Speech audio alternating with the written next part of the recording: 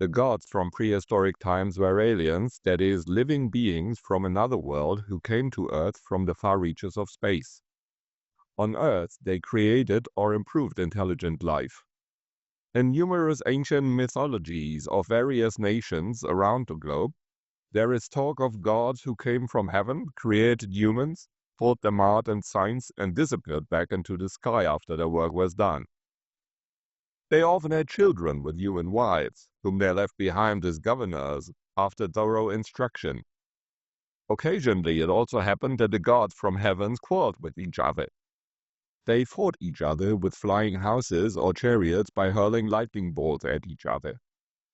In our days, a newly developed field has taken up this topic, paleosati research, that is, the search for traces of extraterrestrial life in early earthly history.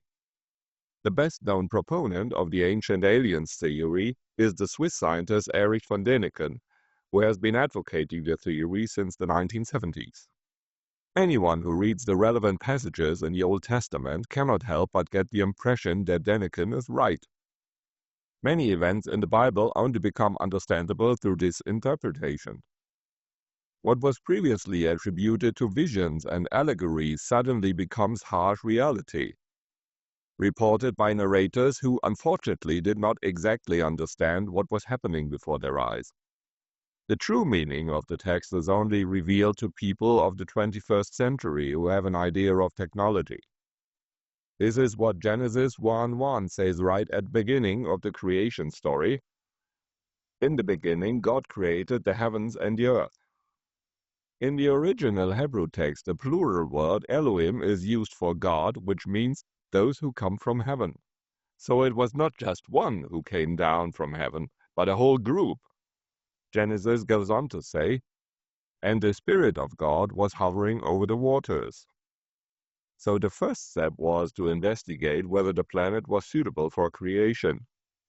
After the dense cloud cover was removed and the sunlight was found to be good and without any dangerous radiation, solid land was created from the ocean.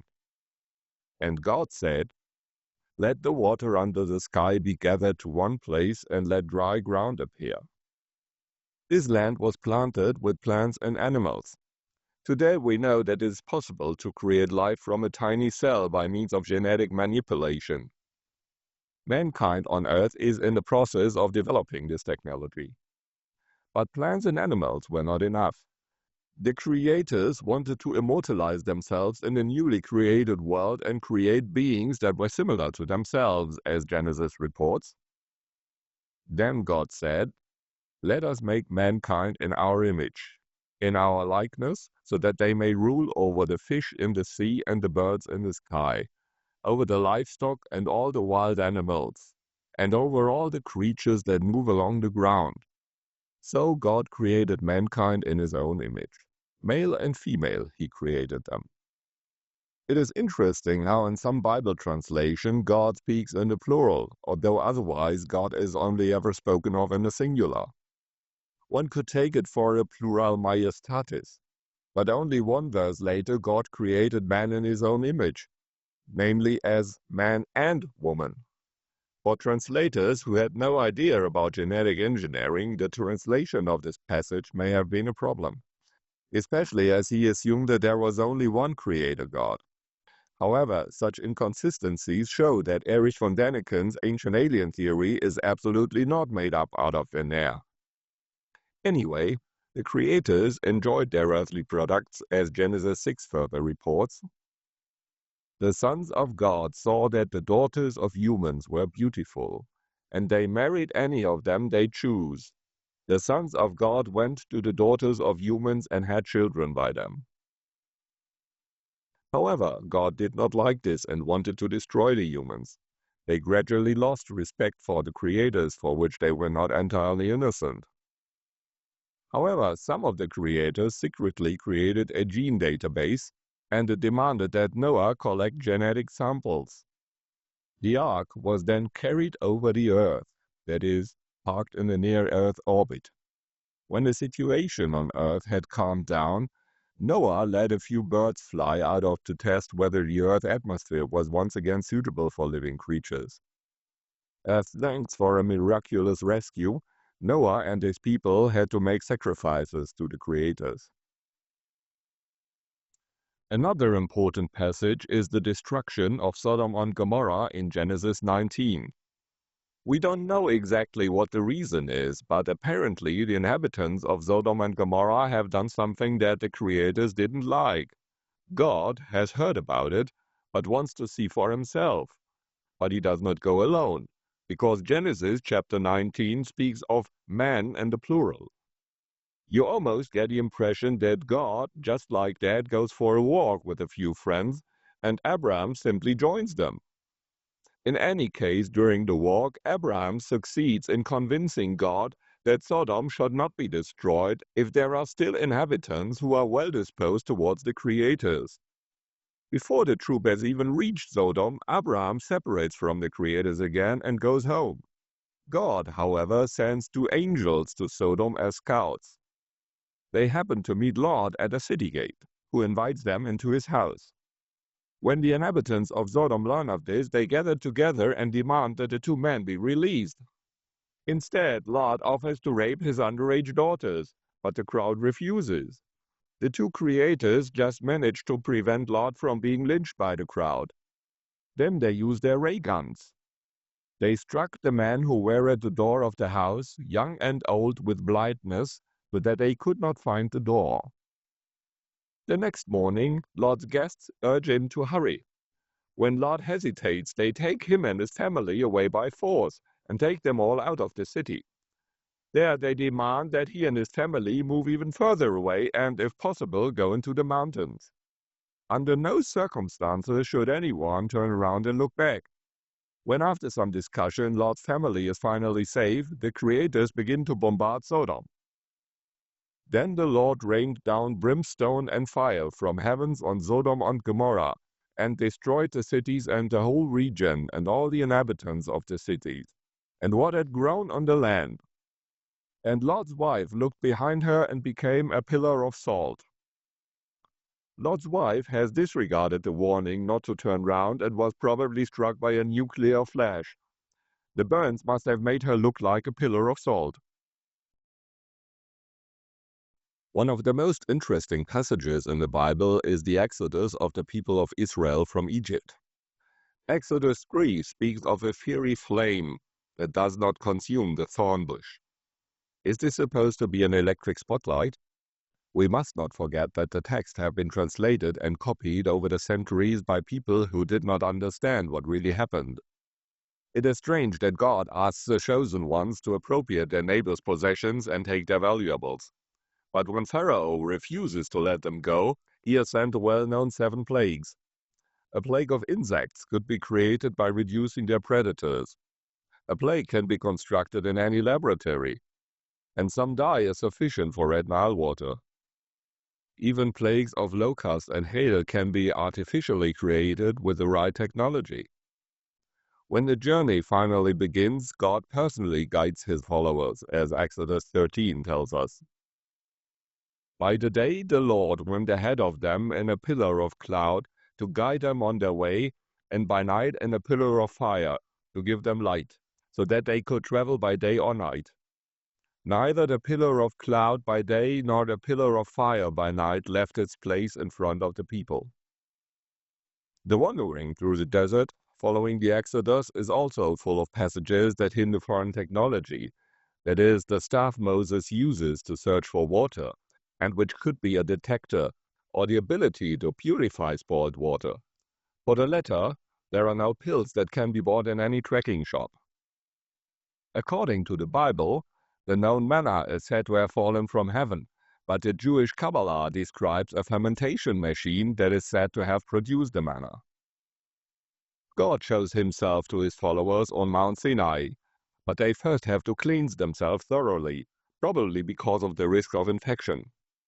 When the long-awaited spacecraft finally lands on the mountain, with thunder, lightning, the sound of trumpets, that is, the noise of the engines, and in a thick cloud, it is initially difficult to stop the enthusiastic crowds from storming the mountain. Finally, on one of his visits to the mountain, Moses is even allowed to bring a few priests with him. so that they can see God, who appears at the exit hatch of the lander. Under his feet it was like an expanse of sapphire, and like the sky when it is clear. In addition, the chosen ones are to bring daily offerings to the sanctuary. Bulls and rams as burnt offerings seems to be particularly popular with the creators. One somehow feels reminded of our barbecues today. Apparently, the creators were tired of the food from their fermenting machines and wanted fresh food. While Moses conferred with God on Mount Sinai, the chosen ones made a golden calf to worship. How they managed to do this in the middle of a desert remains a mystery, because melting down precious metals require a blast furnace, a mold and all kinds of technical equipment, just like in a forge. It is not clear where Aaron gets all his forging equipment from in the middle of the desert.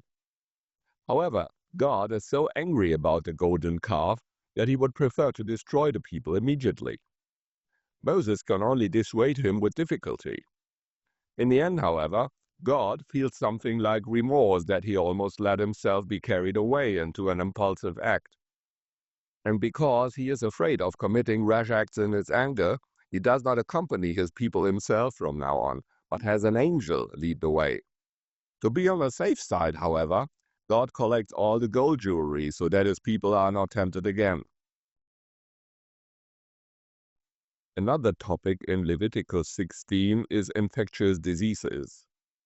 Here the creators issue precise quarantine regulations.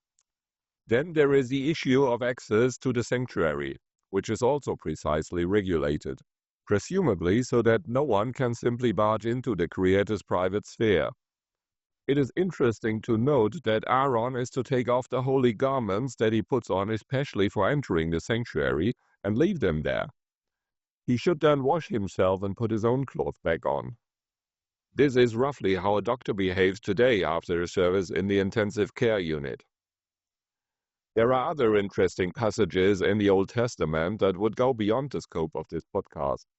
The formation of an army in the middle of a desert, the search for water with strange rods that resemble today's detectors, or the manna that falls from the sky or is possibly produced by a machine, as the Jewish Kabbalah reports.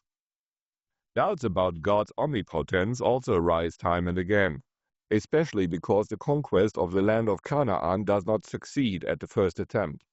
This even leads to a mutiny, which God responds to with mass executions. The Tower of Babel could possibly have been a rocket, and the trumpets of Jericho an ultrasonic transmitter. And time and again God demands a share of the spoils of war. There is a particularly incomprehensible passage in Numbers 20, which is also difficult to translate.